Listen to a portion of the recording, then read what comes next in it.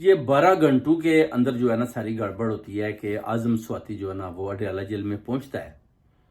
ان کو بتاتا ہے جی کہ جناب ادھر طریقے لبیک والوں کا بھی جو ہے انہوں نے بھی اپنا اعلان کر دیا جلسے کا،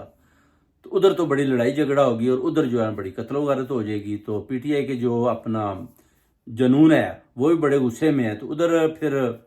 کیا مقصد رہ جائے گا؟ پہلے ہی آپ 9 مئی کے حوالے سے آپ کے اوپر اتنی گرفتاریاں ڈالی ہوئی ہیں، تو ابھی جو آپ کو اپنا جرنیلوں کا پیغام ہے کہ آپ اپنا جلسہ جو ہے نا وہ اس کو معطل کریں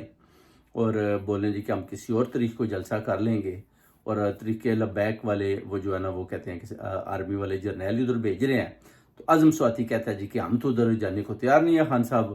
تو وزیر اعلیٰ جو اپنا خیبر پختونخوا علی گنڈا پورہ ہے وہ بھی کہتا ہے جی کہ ادھر جائیں گے تو ادھر تو بڑا خطرہ ہے، وہ آ رہے ہیں تو وہ مذہبی جماعت ہے اور وہ آپ کو پتہ ہے کہ جماعت جو ہے وہ ان اداروں کی ہے، تو جب یہ ان کو بھیجیں گے